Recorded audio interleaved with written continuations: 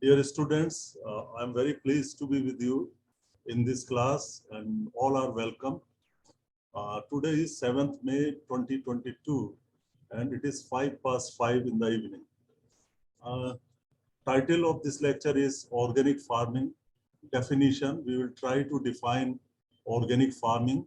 What are the basic principles of organic farming and differences in organic farming and conventional farming and current status of organic farming in the world, in major countries and in India.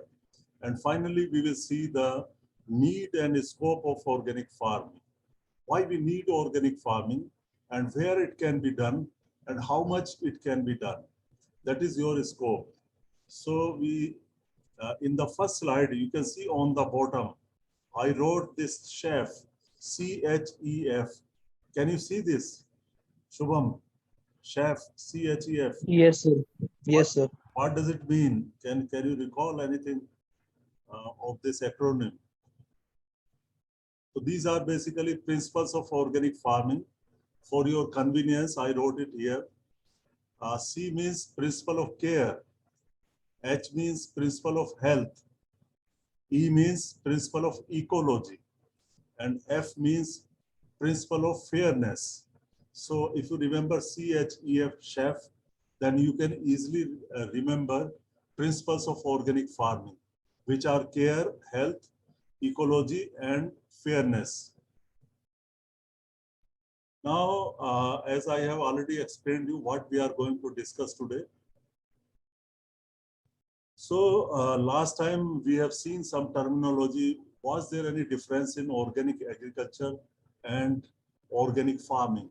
So if we understand difference in agriculture and farming, then we can very clearly understand the difference in organic agriculture and farming. So what is agriculture? It is defined by Merriam-Webster dictionary, the science, art, or practice. You can say it is art, you can say it is science, or you can say it is practice of cultivating. Cultivating here means plowing the land or growing the crop after cultivation. Cultivating the soil, producing crops, raising livestock in varying degree, the preparation and marketing of the resulting products. So your agriculture does not end just on production. It also includes your preparation means value addition or primary processing and somewhat marketing, packing, marketing. So up to marketing is your agriculture. Starting from cultivating land up to marketing makes up your agriculture. Another definition of agriculture, Cambridge Dictionary takes agriculture as equivalent to farming, the practice or work of farming. The practice or the work of farming is your agriculture. And it can be a business, it can be a science, or it can be an activity of farming. So you can see it is almost same to farming. And now we see meaning of farming in different dictionaries. So Merriam-Webster says, farming is the practice of agriculture. Practice of agriculture or aquaculture means both are included in the farming. Then Cambridge says about farming, the activity of working on a farm. Activity of working on a farm or organizing the work there. So what activity you are doing? What kind of work you are doing on the farm? You are either cultivating the crops and or raising the animals. That is your activity. Therefore, that makes your agriculture. The business or activity of raising animals, growing crops, etc. on the farm. Synonymous, therefore, agriculture, farming, and husbandry are synonymous. Then what is farm? A farm is a tract means area or piece of land devoted to agricultural purposes. So this is the simplest definition of a farm. A tract of land devoted to agricultural purposes. So after seeing the difference in agriculture and farming, you can call it organic agriculture or organic farming. The thing is that in Western world, people call it agriculture, organic agriculture, more of organic agriculture. Sometimes they also call it ecological farming. However, in Asian countries and India, we prefer organic farming. Otherwise, there is no difference in these two words. Now, see organic. What do we mean by organic? As such, organic. So, belonging to or inherent in a living being, or constitutional or natural. That is organic. Something which is natural, we can call that organic. And something belonging to or within the living organism is also organic, means relating to the living things, relating to the organisms. And organic can be called for a fertilizer or manure also, because they are produced from natural substances. Your dung, your dung or your bedding material, they are all natural materials and usually without the addition of chemicals. So that is your organic fertilizer or organic manure. Organic can be a method of farming, which is organic farming, using no chemical fertilizer or pesticides. So you can use organic prefix. It is a prefix.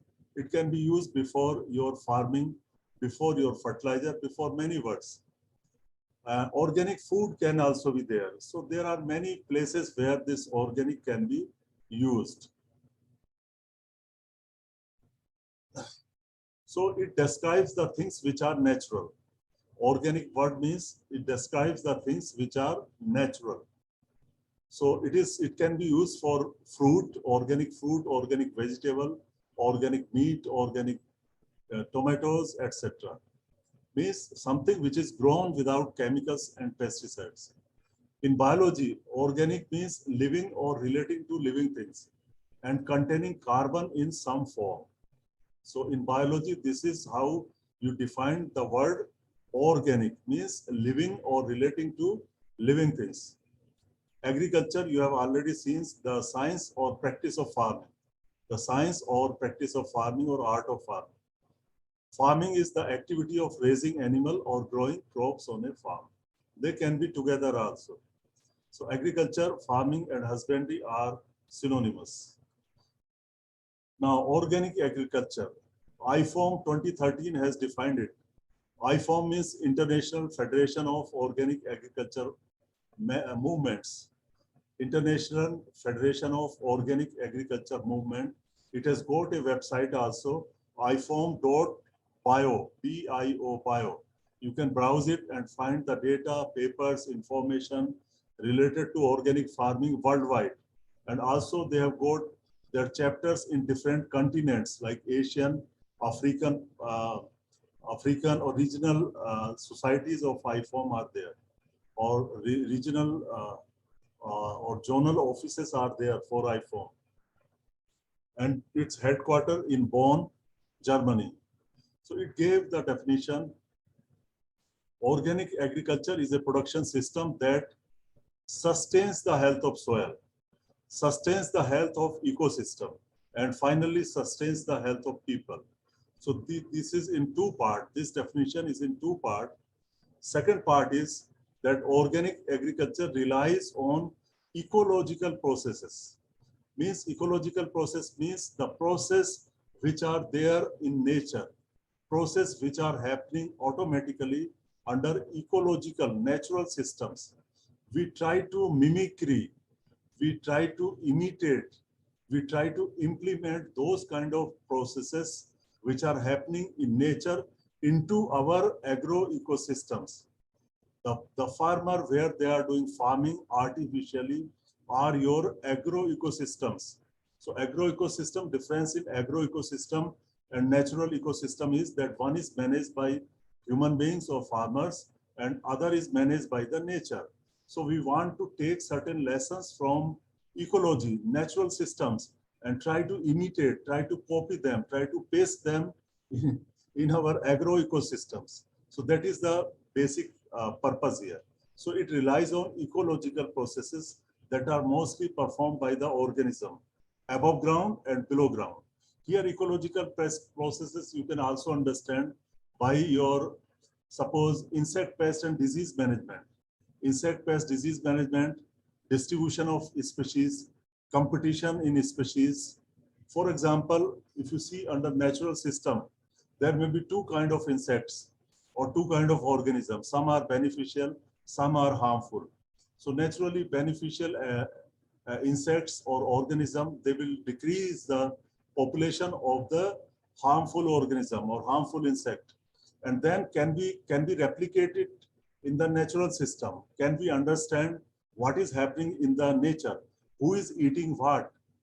Suppose some spider or some beetle is eating your insect, which may be harmful to the crop.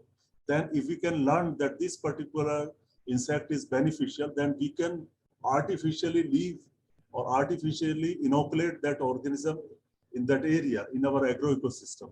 So we can mimicry the ecological processes. See, human beings, how he had made aeroplane. He had made aeroplane by seeing the birds.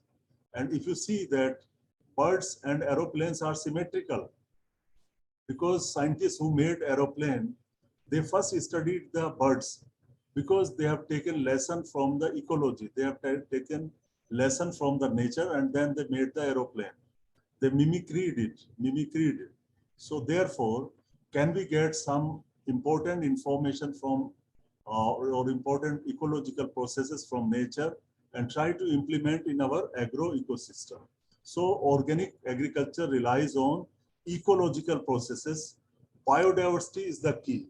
We need to maintain biodiversity above ground and below ground.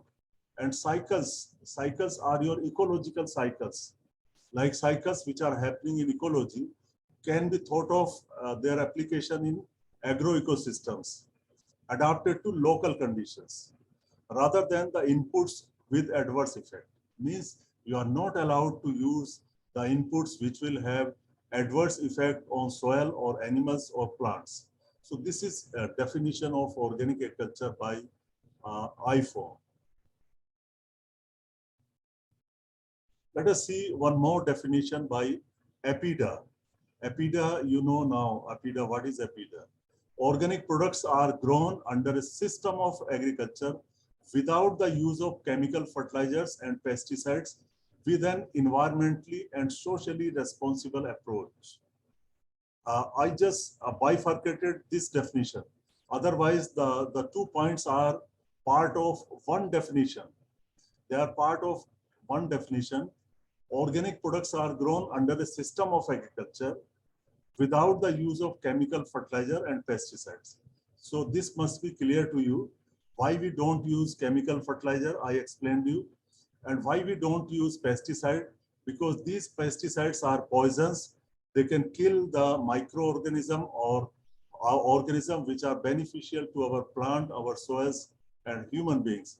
And these pesticides can pose certain health threat to human beings also. So therefore, chemical fertilizer and pesticides are not allowed. And one need to have environmentally and socially responsible approach. Means you need not to pollute your environment. Organic agriculture will keep your environment sound and healthy and good quality and socially responsible approach. There should not be exploitation. You need to take social responsibility also. You cannot over-exploit or exploit the organism. Even you cannot exploit a particular plant, particular species. You cannot grow one crop in whole area. So you need to have some social responsible approach also. You need to look for overall development of all the communities associated with organic agriculture, not just human beings or laborers. Everybody in the system must be taken care of. This is one part of organic agriculture according to APIDA. Second part is it preserves the reproductive and regenerative capacity of the soil. Here, reproductive capacity of the soil means producing the crops again and again.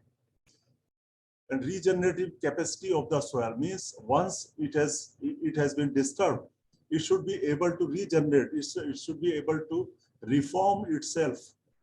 And good plant nutrition you need to follow, and sound soil management practices. Sound soil management means you should not allow soil erosion to happen. You should not allow soil pH to change. You should not allow soil fertility to decline. that can be done by sound soil management practices, particularly addition of organic matter and prevention of soil erosion. And also you need to apply the water so that it does not affect the soil fertility, or it does not affect the soil erosion.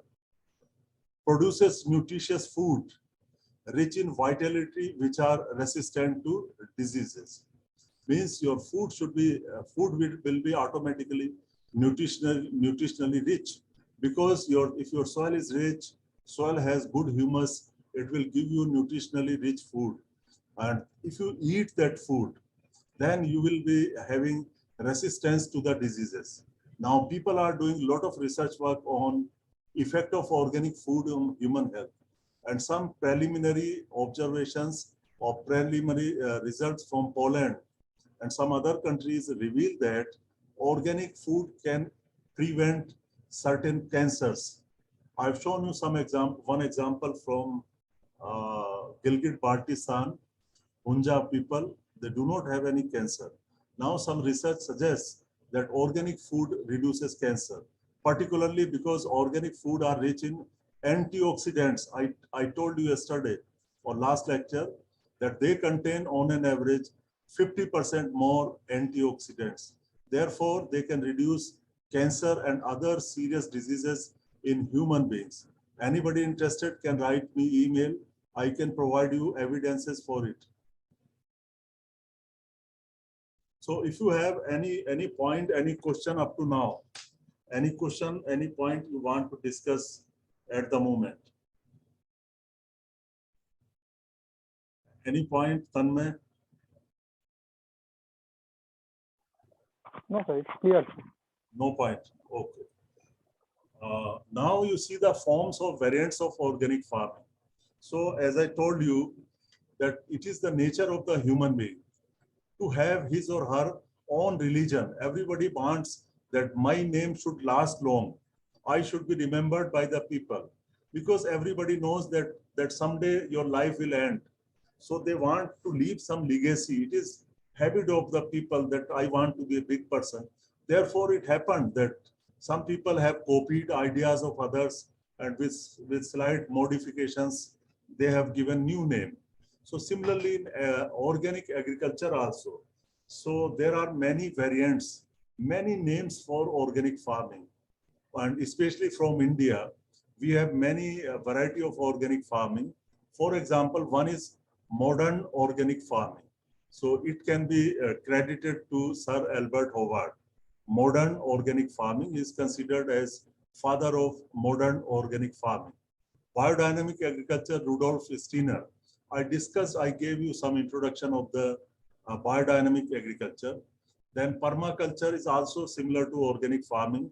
In all these kind of variants, chemical fertilizers and synthetic pesticides or chemicals are not allowed. This is number one point. And then they have some addition to that, some additions to that. You can add astrology, you can add some cows, you can add mix some religion into it and make it. Permaculture is also there. It was suggested by Australian biologist Bill Mollison and his student David Holmgren in the 1970s. Permaculture. Natural farming was given by Fukuoka. It is also called Fukuoka farming. Agroecological farming or agroecological agriculture. Now the advanced form of agriculture is organic agriculture is agroecological farming. So it is beyond organic farming, means organic farming plus some more things will make your agroecological farming.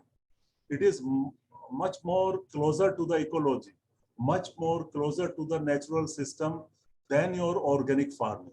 So many times the bigger form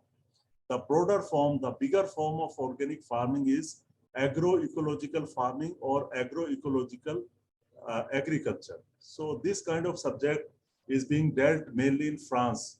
In France, they are doing organic farming research by the name of agroecological farming. In some places like UK, they treat it as ecological farming in place of word organic farming. But definitely agroecological farming is much bigger than this. It includes organic farming plus human development, economics of humans who are involved in whole ecology. It does not take into consideration just one farm. It will include the more area, larger area, and all stakeholders, whether they are plants, whether they are animals, whether they are human beings, are included in agroecological farming. So it is much broader subject than organic farming. Next is your sustainable yogic agriculture, means organic agriculture plus yoga. If you do your yoga around the field, first thing is you will grow your crop by organic methods. And then some ladies or some gents will come to your field who follow Brahma Kumaris. They will sit there and they will do their yogic exercises, spiritual exercises, and by sitting around the crops. And then they will do it for some days. And then they claim that your yield will increase simply by sitting there and doing some bhajans or some puja or some yoga around the field. So can you believe it, my dear students? Sai Krishna. And sir, on this yogic agriculture, I know one professor from GB Pant Agricultural University has also conducted and research. Yeah, who is she? Sir, I don't know the exact name, sir. I forgot it. Dr. Pandey is there. I know her. Dr. Pandey is there. She's doing some work on this. But these kind of things, as a young mind, as a scientific mind, would you believe it or not? See, you have to have some rational thinking. Some irrational things should not be acceptable. Irrational things should not be acceptable. So actually, we need not be that much polite. We need to be little bit straightforward. And I tell you, this sustainable yogic agriculture, it has no effect on your farming. Means, you imagine, my dear friend, if you sit around the field and if you do some bhajan, some puja, some yoga by sitting around the field, and you claim that I am doing some spiritual things there and yield will increase. How the yield will increase? So it is just kind of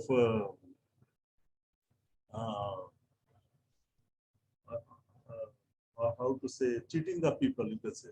So it is not going to work. Of course, many scientists have faith in it. I discussed it last time also, but as a student, you all need to be a rational human beings. You should think yourself. You have I'm not against any religion or any sect, but as a teacher, I tell you, you have millions of millions, a million tons or more than million tons of milk is spread on the stones, you know, and people are dying from diseases. People are dying hungry. So why do you put so much of milk just wasting, just washing the stones from the milk? And on the other hand, your people are dying. So what kind of bhakti, what kind of religion we are doing? So we need to think over this also. So I'm not against the faith of people, but we need to think rationally also. So natural farming, of course, it had some scope, and it was at least some principles were good. Of course, it is difficult to follow because in natural farming, most of the time, weeds was the problem, weeds. But he suggested some kind of conservation tillage or zero tillage and plus mulches. He has given emphasis on putting the raw material which were produced by the previous crop or retain them on the soil. So, of course, it has not taken place. Natural farming, fundamentally, mentally, theoretically, principally, it is good, but adoption is not there. And then sustainable yogic agriculture, it is not, it is just for the namesake, but it is not doing any work. It is not being adopted by the farmers. Similarly, homeopathic farming or agricultural homeopathic, they also put their medicines in agriculture, but I think there is no scientific basis. Homa farming, it is just like yogic agriculture. We should not be befooled by people. We should not be befooled by illiterate people. These sadhus, sannyasis, these are illiterate people. They do not know science. They do not know, even they cannot read anything. And they are guiding us that you go to the field and do havan, do some havan around the field, your yield will increase. How it is possible? Agnihotra, havan. It is not possible. It is just a kind of brahm that is created in the mind of people.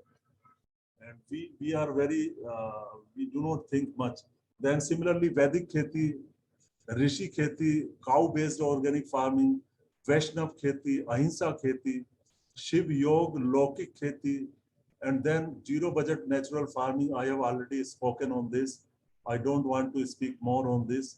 Low cost organic farming. Now they have changed the name, low budget natural farming. So these are different variants you need to keep in mind. And what I meant here is that modern organic farming is a practical way to do organic farming. Otherwise, all these variants are not adopted by the people. They may be adopted by very small section of people who are related to that particular religion or that particular faith. Only those people will do it. Otherwise, general farmers, they will not do it. General farmer will do it for commerce, for commercial purpose. He want to sell it at extra price. He want to earn more money, and he want to maintain his fertility. These are the main kind of organic farming that are practiced by the people. And also, Government of India provides the data only for the organic farming. The modern organic farming, we have the data. Certification we are doing for modern organic farming. We are not doing any certification for any other form of organic farming. Suppose I am doing Ahimsa kheti or Vaishnav kheti or Vedic kheti or Homa farming. It will not be certified because the standards are meant for modern organic farming. So therefore, whatever I teach in subsequent lecture, that means modern organic farming, which is based upon organic standards in India. So Subhas Palekar is not included in organic standards. It is not there, and I hope it will not be included for certification as well as for organic standards. Now, principles of organic farming, I have already told you, CHEF, C-H-E-F, CHEF. Principle of health means it should sustain and maintain the health of soil, health of people, health of plant, and health of animals. Those who are involved in the cycle, their health should be maintained. Number two, principle of ecology. Ecology means, as I told you, most of the practices in organic farming should be based upon ecological processes or ecological systems and cycles. I have already explained you. And work with them, emulate or copy them, and help sustain them. Means ecological principles should be followed, particularly for the management of insect pest and disease and recycling of the residues. Suppose you want to decompose your crop residues, so you can add some kind of decomposing organism. Decomposing organism can be added. They can fasten the process of decomposition. So therefore, principle of ecology should be followed. Next is principle of fairness. So principle of fairness means it should build on relationship that ensure fairness with regard to common environment and life opportunities. Fair and just environment for people to live in. Fairness means everybody should be treated with equality here. The people, the plant, the organism, the environment, the soil, whosoever is involved, all should be treated fairly. As I told you that one particular species should not be overexploited. You should grow as many plants as possible. You should adopt crop rotations. The soil health should not be overexploited.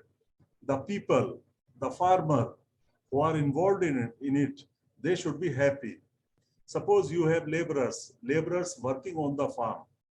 As I told you that organic farming is a kind of philosophy which works with the harmony in nature. It maintains harmony with the nature. Means it complements the nature. It does not exploit nature. So in this case, suppose farmer or laborers are involved in organic farming. you must ensure that these farmers are getting proper food. They are also getting organic food. They are also getting good and ventilated houses. They are getting sufficient light in their houses. Sufficient clothing is there. Their children are happy. Are their children going to school or not? You should make arrangement for their children for schooling. For health of those health welfare should be there for the children, for the all people who are involved in organic system, complete organic business. Even you go transport, you can use tractor. In organic farming, modern organic farming, tractors and biofuel or fossil fuels can be used as an energy source. It is allowed in organic farming, modern organic farming. So polythene is also allowed in modern organic farming. So this health of the people is very, very important. Uh, uh, they should get the labor and the people who are involved in transport. For example, truck driver or tractor driver, he will plow the land or he can transport the substances from farm to the market or other places. So you must ensure that these drivers are getting proper sleep. These drivers are getting proper rest. They are getting proper salary.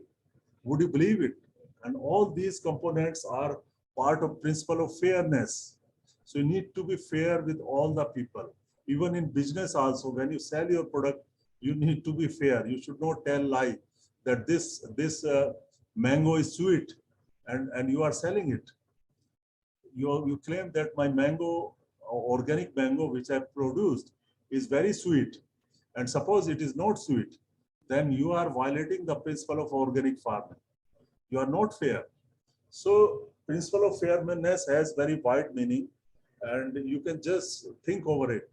Next is principle of care. It should be managed in a precautionary and responsible manner to protect the health and well-being of current and future generation and environment. So in one line, you can explain it that there should not be any over-exploitation of soil, over-exploitation of water, or any other resources. All the resources should be used minimally so that we leave enough or more than what we have to the next generation. Means we should add to it. Suppose carbon content in soil was 0.5%. And after this, my son will come after 20 years, 30 years. He will plow the land and I will disappear from the scene. So I should make 1% organic carbon. Means I should add to it. I should not degrade it. So whatever resources are there, they should be enhanced rather than they are decreased. So I think you got the meaning of principle of care. So these are the 4 principles of organic farming. And of course, you can have many variations in the principle. Some other people will define these principles in a different way. But overall, internationally, people call only 4 principles of organic farming. Now see, there are 3 kinds of farming systems which are prevalent in India or any part of the world. One kind of farming can be chemical farming, which is also called as modern farming or industrial farming or industrial agriculture. And one extreme, number 3, can be organic farming or organic agriculture. In between these two, these are the 2 extremes. One is chemical farming, number 3 is organic farming. In between these two, there is a middle way, which is known as integrated crop management. Integrated crop management, all the integrated practices plus crop rotations are followed. Crop rotation plus integrated practices like integrated pest management, integrated disease management, weed management, nutrient management, plus crop rotations. It will make your integrated crop management. When you adopt integrated approaches for pest, disease, weed, and nutrient management for raising the crop, it is called as integrated crop management. And it also includes rotating the crop, rotation of the crop. That makes up your ICM. If you add livestock to ICM, if you plus livestock to ICM, then it becomes integrated farming system. In place of livestock or in addition to livestock, you can also add other enterprises which will become your integrated farming system. So you can see in this picture, we tried to explain you the different systems, how ICM is different from integrated farming system.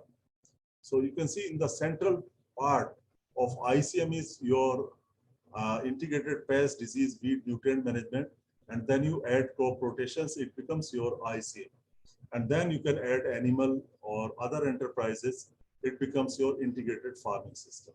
So what most of the scientists in agriculture suggest, even food and agriculture organizations suggest, let us go for, at least go for ICM, integrated crop management.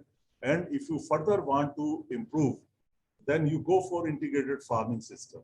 So these number two option is recommended for most of the farming situations. However, there are people who are still adopting. So I think you should be clear now that this uh, organic agriculture and modern farming are extremes, and you can make differences in these two. There should be some difference in these two. So there are some differences in conventional and organic farming. So students are sometimes asked in their written exam, how organic farming is different from conventional farming. So you can remember these 8 points. Based upon these 8 particulars or 8 points, you can make distinction or differences in organic and conventional farming, like agricultural inputs, productivity issues, food safety and quality, soil health, GM crops, genetically modified crops, biodiversity, environment, economics. Means what is happening to these kind of things under two different farming methods. So you can see, suppose this is number one is conventional farming, number two is organic farming. Farm inputs, what kind of inputs are used in conventional farming? Mostly chemicals, fertilizers, pesticides. In organic farming, mostly organic manures, vermicompost, etc. And if pesticides are used for, we use biopesticides are used, or some other approaches are used. Means in organic farming, IPM, integrated pest management, minus pesticides. Rest practices are part of organic farming. Then cropping system. In conventional farming, most of the time, monoculture kind of farming is done. However, in organic farming, diversified crop rotations or intercropping systems are suggested. Supply of nutrients. Conventional farming, it is through fertilizers, and in organic farming, it is through manures. Organic manures, FIM, green manure, compost, biofertilizer, supply the nutrient. Next point of difference could be insect pests and disease and weed management. So in conventional farming, they are mostly controlled by chemicals or pesticides. And in organic farming, they are controlled by natural enemies, crop rotations, cover crops, hand weeding, animal grazing. There are many more methods, as I told you, IPM minus chemicals. Now see the differences in productivity. In conventional farming, generally higher than the organic farming. However, in organic farming, initially it can be low, but it can surpass or it can be equal to organic conventional farming in 6 to 7 years after conversion period. Soil health. So definitely in conventional farming, you have poor soil health, decreased soil fertility and organic matter. In organic farming, your soil organic matter increases, soil health or fertility increases. Biodiversity. Aerial means above ground and below ground. So conventional farming, it reduces. Just, I'm sorry, this is wrong. You need to change it.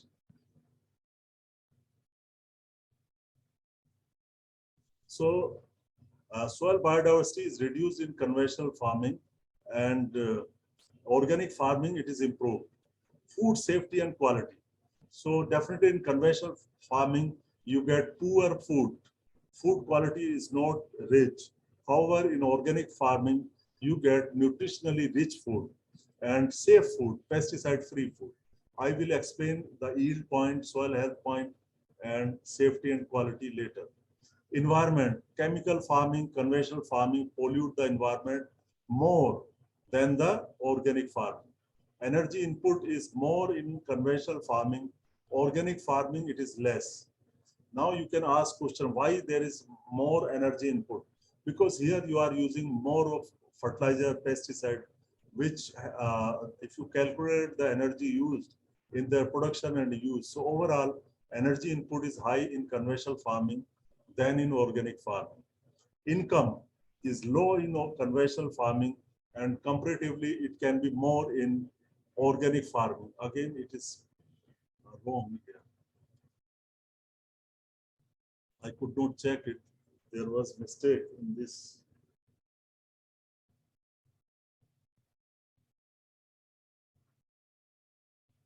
Now,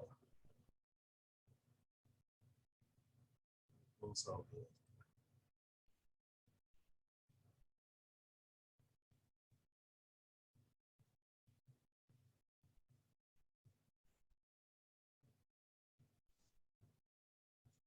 This is okay. This is correct. Conventional farming income is less. Here, organic farming more. GM crops, they are not allowed in conventional farming, and they are allowed. Oh, sorry, they are allowed in conventional farming, and they are not allowed in organic farming. Okay, so you have any question, any point up to now? Anything which you want to know, which you want to discuss? This is the time to discuss. Sir, Yeah. Sir, the four principles of the organic farming, as you said, is it possible to maintain all kind of principles in your regular basis? If any farmer wants to maintain all the principles, he can't do his business. I got your question partly. I request you to repeat it loudly, bit loudly, so that I can get it.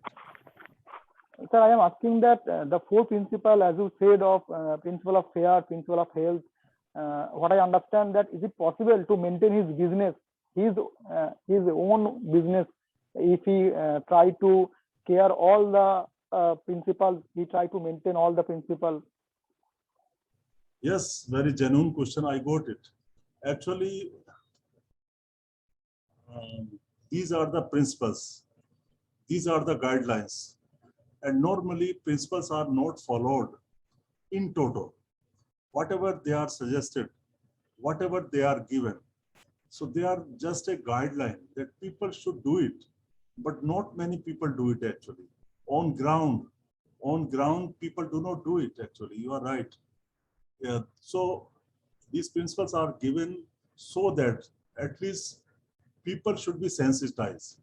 The people who are involved in organic farming, they should be sensitized, and they should try to follow them as much as they can. Otherwise, there is no punishment. If you follow the organic standard, that is enough. So as I told you, these principles are not binding. Principles are not binding, they are just suggestive. So wherever we have principles, so I think they are not followed in practice. So there is difference in practice and principle, or theory and practice, you can say. So you are right that they are of course not followed. There are so many greedy people in the system, and greedy farmer and greedy people, businessmen. So I agree to your views.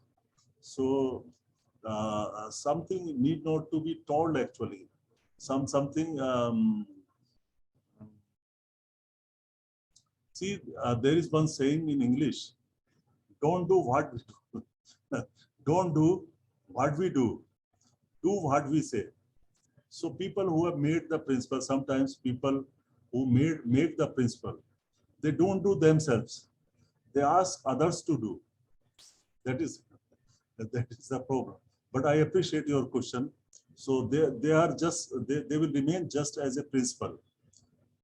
They should be followed, but they are not followed. That is the answer. And any further cross question you can ask. You are welcome. But I gave the answer very honestly. Yes, sir. Yeah. it is clear that it is simply in the book, but not in the real life. Yeah, it is true. It is true. See, whatever principles are there, but they are not followed, you know. So, see, for example, I belong to a faith. My parents, my father, and me, we belong to a faith where 29 principles are there. We should live with 29 principles. But myself, I am following hardly 5 principles. But I am still in that faith. Nobody can remove me from that faith. Nobody has authority. My father, my mother, they follow about 15 principles out of 29. So 29 principles are there. Everybody should follow them. But when we see in practice, for example, one principle is that don't cut the green tree. Don't cut the green tree. But my father is cutting the trees because he's a farmer. He grows timber trees. He grows eucalyptus. He grows subabu, poplar. So he will cut it. So, but he's not following principles. So that is how in any sect, any part, any philosophy, you will have principle, but they are of course not followed. So next is we move to the another. Now see the world of organic agriculture in 2022. So this is the latest data available, and there is a book, World of Organic Agriculture. You can type in Google and you can download it.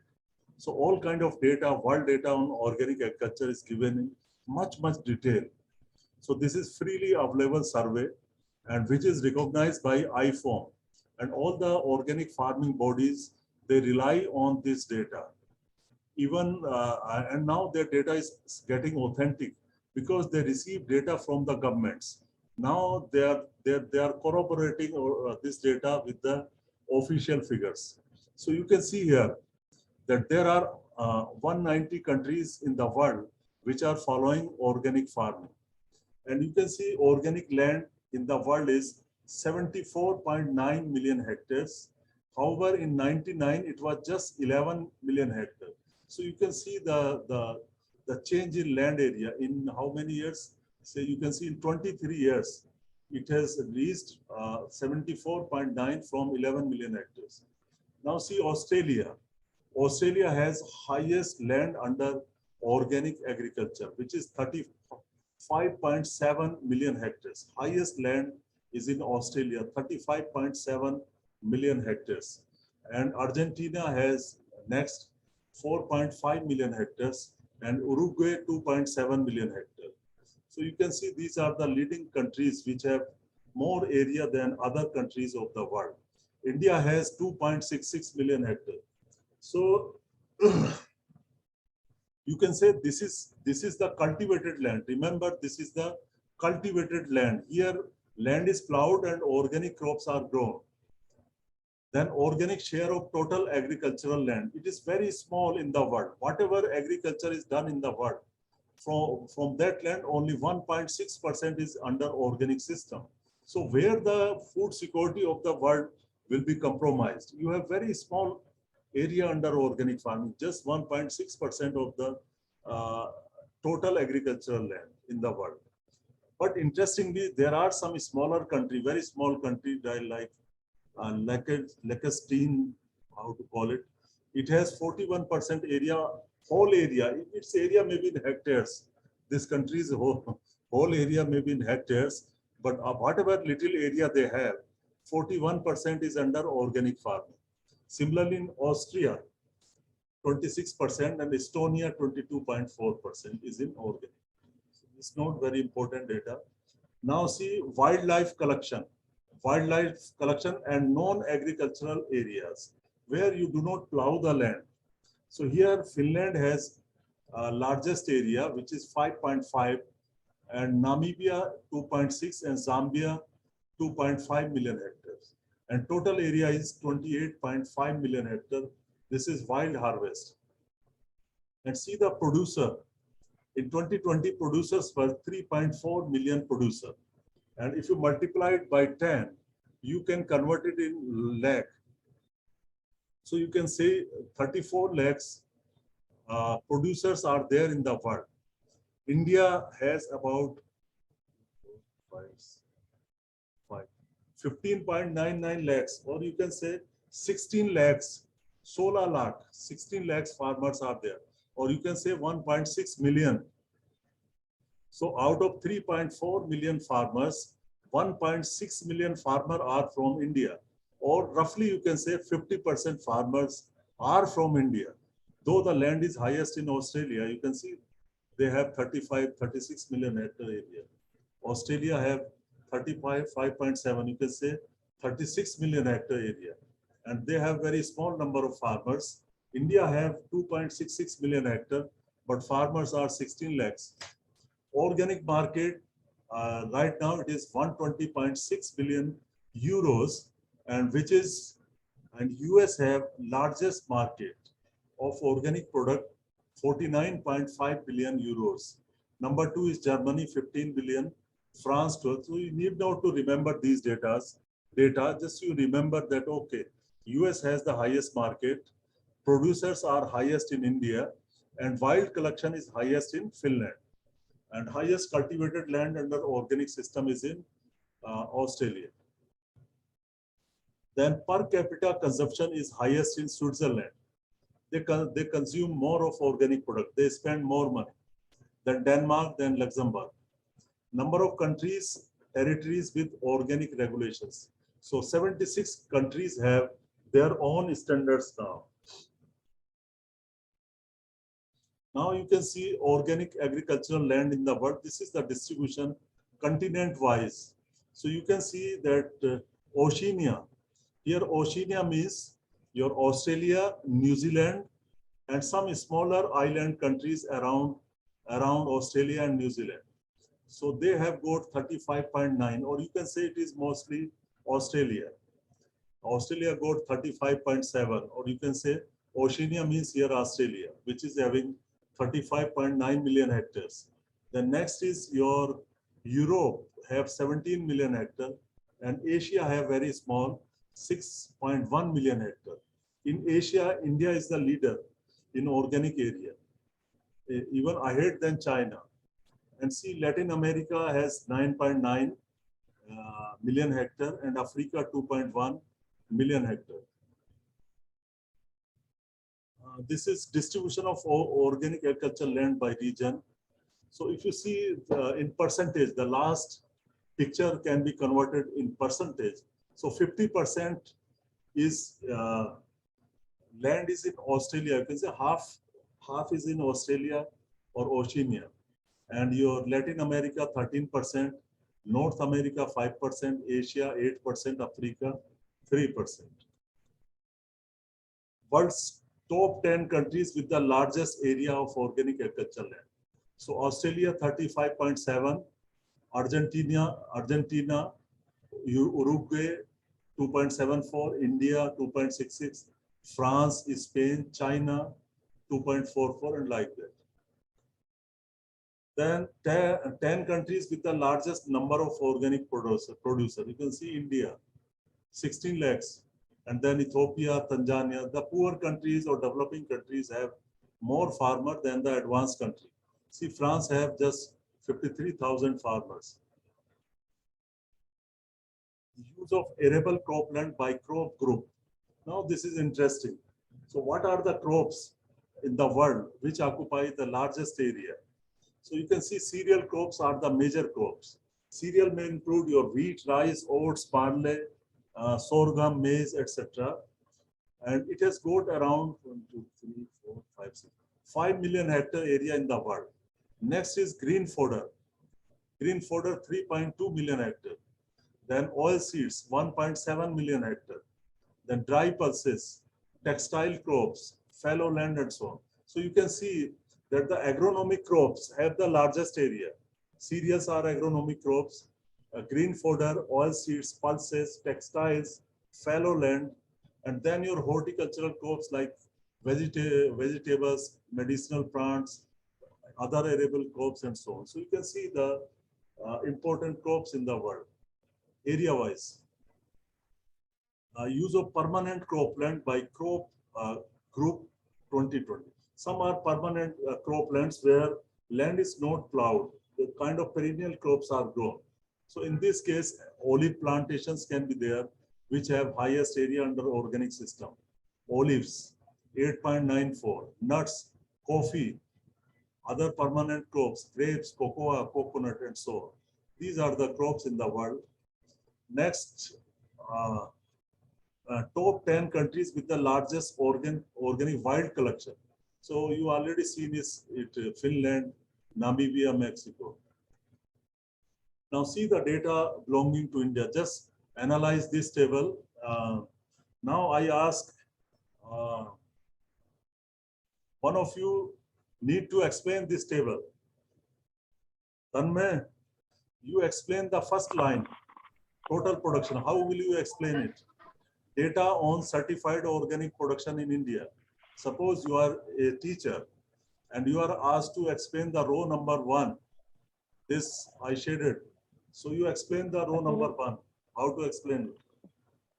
Sir, it simply certifies that the organic production of India are simply gradually are increasing year after year, and it is a sharp increase that we can simply say that in case of 2016 to 17 up to 2021, the latest data we have got, that almost it's about 3 times we increased in case of organic production. That is a very good sign for our future also, and we can see that we have some progress in this field, so we can motivate our farmers for to go for the future organic farming, and organic certification land are also increasing.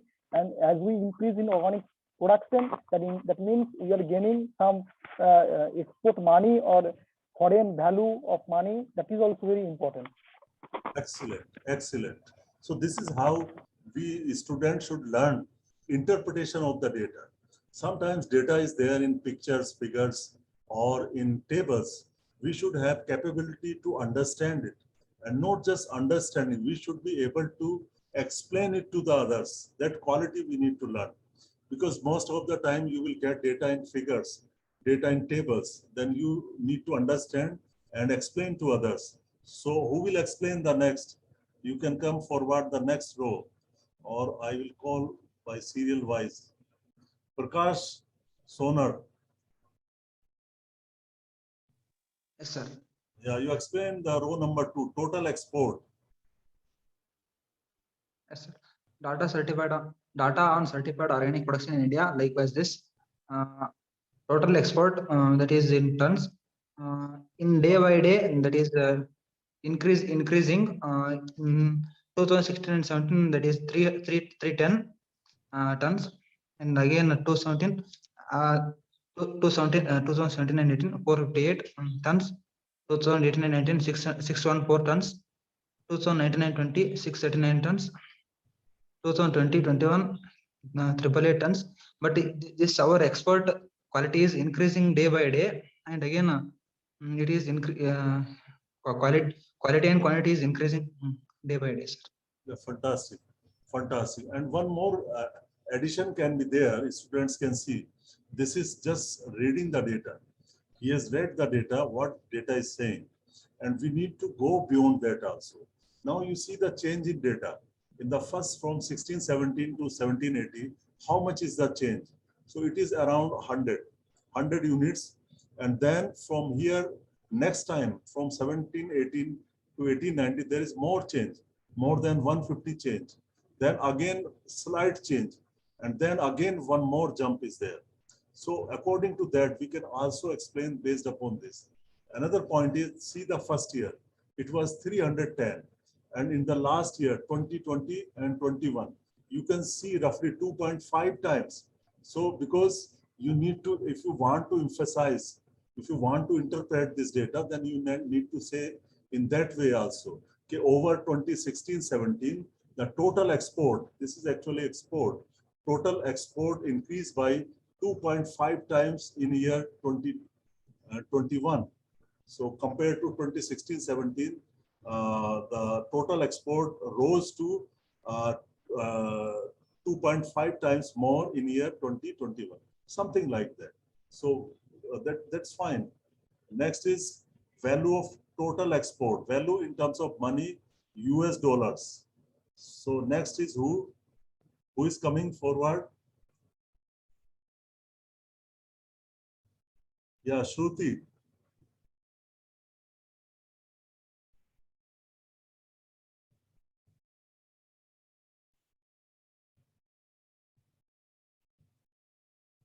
Shruti.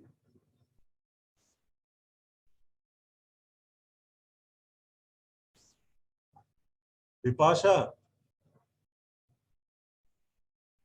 Vipasha, Yes, sir. can you explain it? Yes, sir. Please try. Yes, sir. This data certify that India export from India, the value of organic product export is increasing day by day. And the increase in recent year is so much higher than the previous year. So it does indicate that the quality of organic product in India is what is producing is increasing more, and it is getting the what I can say Yeah, fine. popularity in global market more. Good. So you can see value of export, total export. It has rose from 370 in 2016, 17 to 1041, which is about 3 times. So just in matter of 1, 2, 3, 4 years, just in matter of 4 years from 16, 17 to 2021, the value of total export has rose rose 3 times. So you can convert it in percentage also.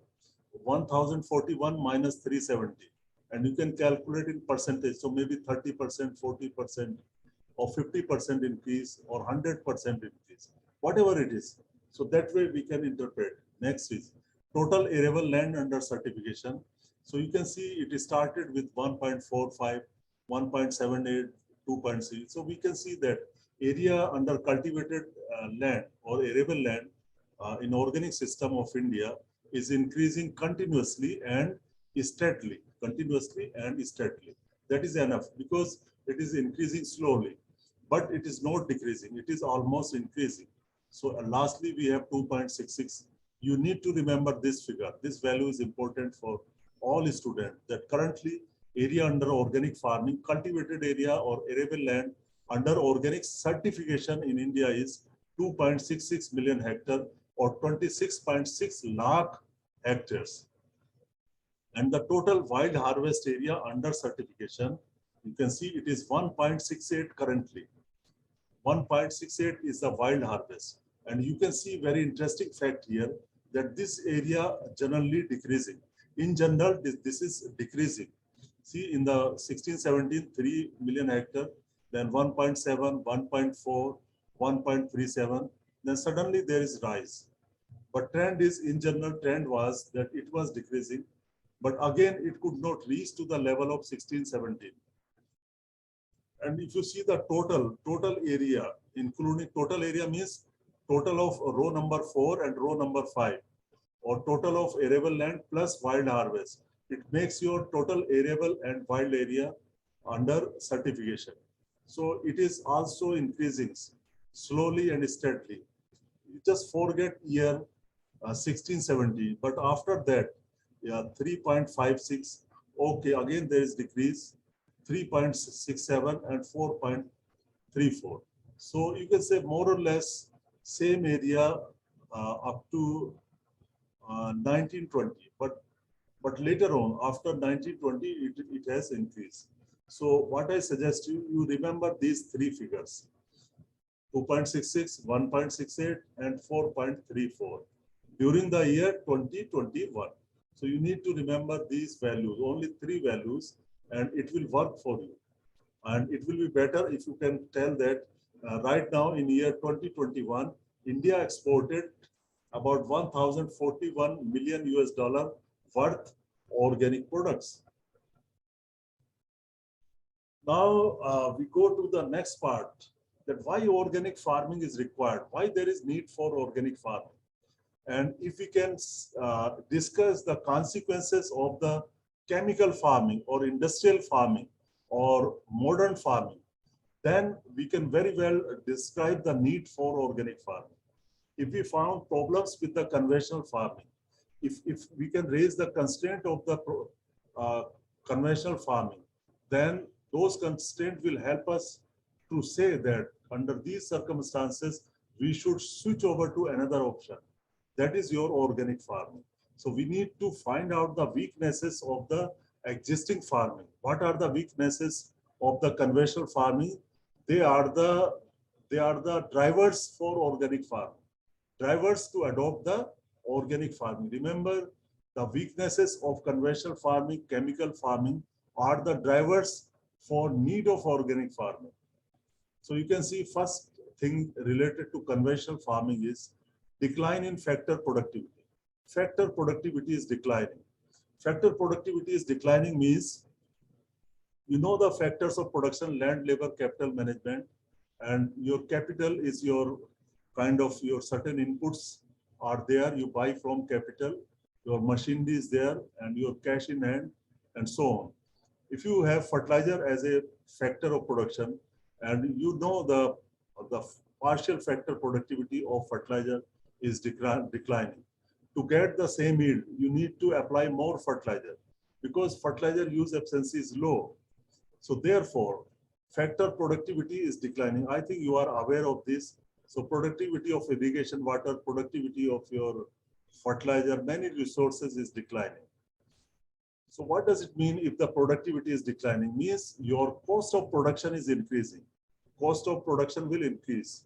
Sharad Joshi, a farmer leader, politician, he described the position of farmers in a poor shade, that we are also dying, you are also dying. We are also dying, you are also dying. We die by selling cheaper and you die by selling costlier. Means some farmers are saying to the consumer, farmer is saying to the consumer that you also die, we also die.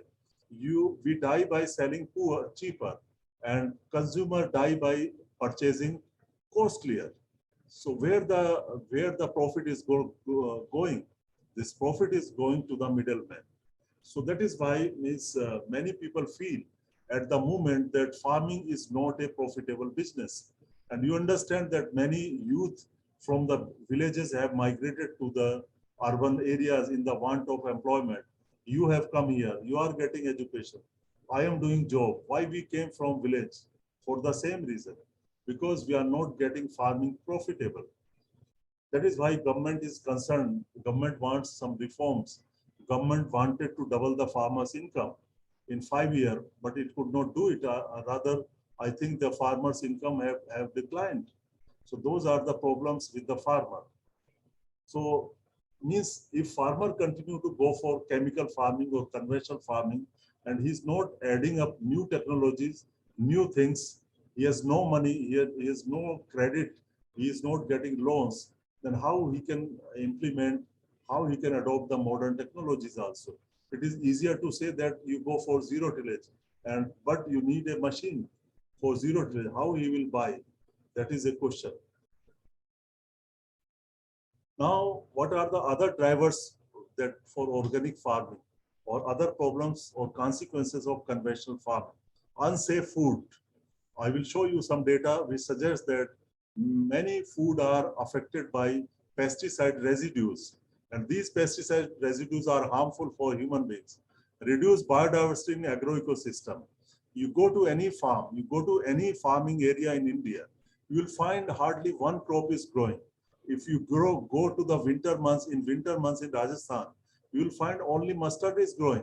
If you go to Western UP during the month of say June, July, August, September, you will find all sugarcane. Sugarcane, only one crop is growing.